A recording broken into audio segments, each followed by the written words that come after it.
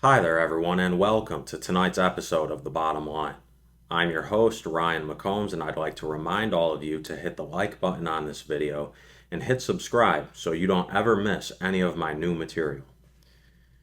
Since taking back the presidency, Donald Trump has embraced the traditional conservative agenda in numerous respects.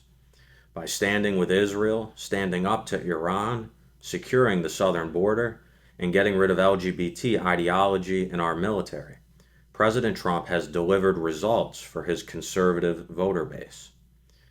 It cannot be ignored, however, that President Trump has also deviated from the traditional conservative agenda in a variety of other respects, imposing broad-based tariffs on friend and foe alike, marginalizing the right to life, and isolating allies such as Ukraine and Taiwan, all serve as examples of how Trump's populism contradicts the principles of the traditional conservative agenda. Now, this doesn't mean that President Trump is acting in bad faith. On the contrary, President Trump is a proponent of conservatism, at least to the extent that he has a proper knowledge of it. But herein lies the problem. As I stated in my monologue 1 month ago concerning the rise of both populism and socialism in the United States, President Trump does not act on principle. Rather, he acts on instinct. This observation does not originate with me. It is an assessment of Trump that comes from his former right-hand man, and in my opinion, one of the best vice presidents in American history. That would be former Vice President Mike Pence, who dedicated an entire book to warning traditional conservatives about the rise of a populist faction within the Republican Party that is nothing more than a variant of the progressive left. One point of commonality between populism and progressivism is hostility toward traditional constitutional order. Vice President Pence identifies the initial point of Trump's departure from conservatism and embrace of populism as Trump's call for the vice president to overturn the results of the 2020 election. In the first chapter of his book, What Conservatives Believe, which I have a copy of right here, I highly recommend that you all read it. In the very first chapter of that book, Vice President Mike Pence writes the following, quote, "As Trump launched a new presidential campaign, he continued to insist that I had the power to overturn the 2020 election while fulfilling my constitutional role as vice president on January 6th. He even advocated setting aside the Constitution. A massive fraud of this type and magnitude allows for the termination of all rules, regulations, and articles, even those found in the Constitution," President Trump wrote on social media in 2022.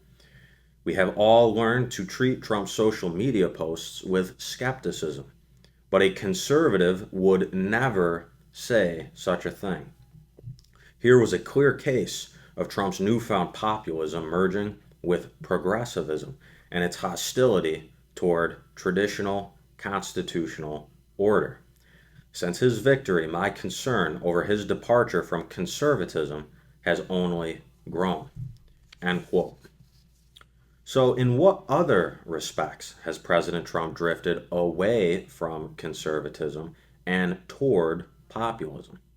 The former vice president goes on to identify a number of other ways in which Trump and the populist right have contradicted the timeless principles of the conservative movement.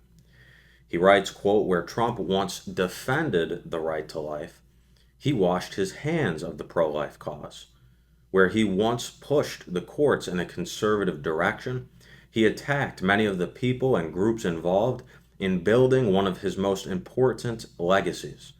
Where he once wanted businesses to flourish in a free market system, he worked to give the federal government partial ownership of several corporations.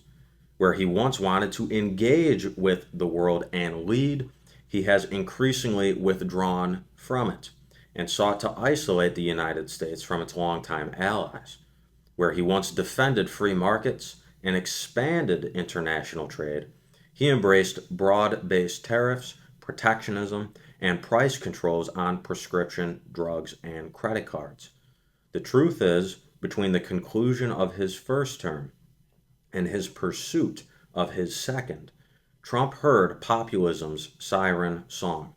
He and those around him ran straight to it. End quote. The takeaway from the analysis of President Trump set forth by former Vice President Mike Pence is that Trump's abandonment of the pro-life cause, his refusal to accept the results of the 2020 presidential election, and his wavering support for our historic allies stands at odds with the values that conservatives have always held and continue to hold dear. Supporting abortion, disregarding the United States Constitution, and holding our allies in contempt are all positions that proceed not from conservatism, but from progressivism. And it is precisely these policy positions that are characteristic of right-wing populism. This is not the first time that I've addressed these issues on the channel and in my articles.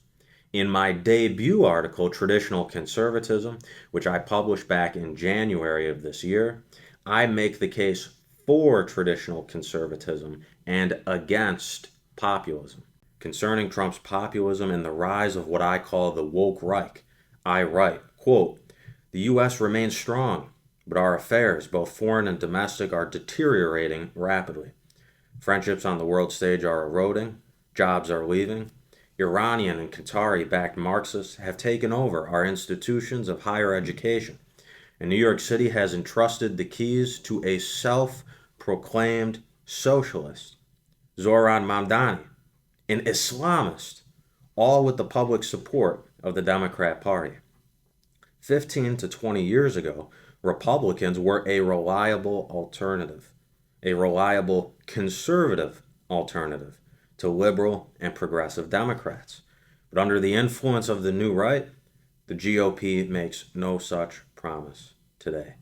The party that once fought for capitalism, the right to life, and a strong national defense is now advocating for and implements protectionist trade policies, socialist price controls, states' rights populism, and isolationism. The party that for 8 years obstructed President Barack Obama's radical DACA policies is now led by a man who advocates for amnesty and increasing H-1B visas. All this is nothing short of a tragedy and a decisive betrayal of millions of pro-life, pro-growth, pro-strength Americans who have entrusted their vote to the Republican Party for decades." End quote. The question I pitched in Traditional Conservatism is even more relevant today than when I first wrote it. Will we ride the wave of unprincipled populism, or will we reclaim the traditions and values that have always made our party and our nation great? The answer to that question lies with us, the electorate, in 2028, and that is the bottom line.